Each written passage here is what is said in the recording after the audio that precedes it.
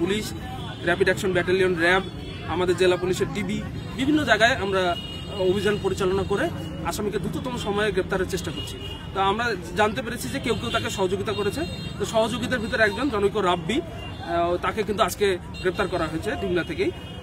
অন্য কোনো সহযোগী যদি বলি যে আমি এখানে যোগদান করার পর থেকে এখন পর্যন্ত আমাদের এই ডিমলা উপজেলায় 14টি বাজারে অনেকগুলো বাজার এবং আমাদের বাবুরহাট বাজারের সামনে থেকে আমাদের অনেকগুলো অবৈধ স্থাপনা ইতিমধ্যে কিন্তু আমরা উচ্ছেদ করেছি এবং পর্যায়ক্রমে আমাদের সকল অনেক শিক্ষার্থীরা হয়তোবা আবেগে বলতেছে যে তাদের দুই একজন আমাদের দলে, কিন্তু আমি ডিমলা উপজেলা ছাত্র দলের সদস্য সচিব হিসেবে আমি আমার দায়িত্বশীল জায়গা থেকে বলতেছি যে রাব্বি নামে যে ছেলেটির কথা বারবার বলা হচ্ছে এবং আজকে যে গ্রেপ্তার হয়েছে, এই রাব্বি আপনারা লক্ষ্য করলে দেখতে পারবেন যে গত ফেব্রুয়ারি মাসে সে দলীয় শৃঙ্খলা ভঙ্গের দায়ে সে কিন্তু বহিষ্কার হয়েছে এবং সেলিম রানা নামে যে ছেলেটি আছে তাকেও কিন্তু মাসখানেক আগে দলীয় শৃঙ্খলা ভঙ্গের দায়ে কিন্তু দল থেকে বহিষ্কার করা হয়েছে।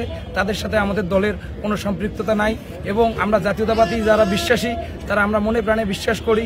জাতীয়তাবাদ কখনো সন্ত্রাসকে বিশ্বাস করে না, আর যারা সন্ত্রাস তারা কখনো জাতীয়তাবাদ হতে পারে না। আমরা সন্ত্রাস মুক্ত একটা সুন্দর সমাজ চাই, আমরা জাতীয়তাবাদী যারা বিশ্বাসী। না কেউ করে না, কেউ করে। আপনি কি চান?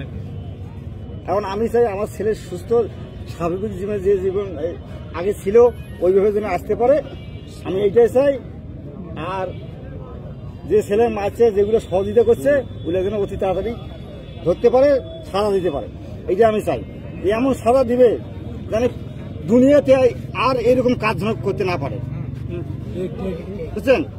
কারণ ওরা যত থাকবে তত আবার আরেকটা ছেলে মারবে। কারণ আমার ছেলে তো মারি ফেলেছে, আমার ছেলের তো জীবন শেষ। আমি যেভাবে দেখতেছি, আমি তো দেখিনি, আমি আজকে দেখলাম পোস্টার, আমি এখনো দেখিনি, আমি আজকে দেখলাম। আমি দেখি আমাকেও বাঁচা গেছিল না, আমি এখানে আজকে দেখলাম। আমার জীবন তো আল্লাহ, সে আল্লাহ বাঁচাইছে, যে বাঁচিয়েছে, সবগুলো দোয়া। তা যাক, আমার কথা এইটাই যে যাতে যেন সন্ত্রাসী যারা এই জন্য কাজ করছে তারা যেন অতি তাড়াতাড়ি ধরে, আর এমন সাজা যেন দেয় যেন জীবনে আর ওই কাজ করতে না পারে। আর আমার ছেলে যেন অতি তাড়াতাড়ি। আপনি আসামিদের পক্ষ থেকে কোনো হুমকি ধামকির শিকার হচ্ছেন কিনা? না, এখনো কেউ হুমকি দেয় নাই, আর কেউ এখনো যোগাযোগ করেনি।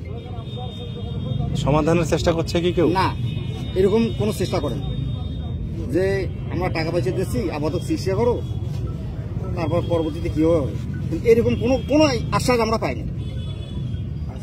ঠিক আছে, আজকে খালি এই ইউনিয়নের কাছে আমি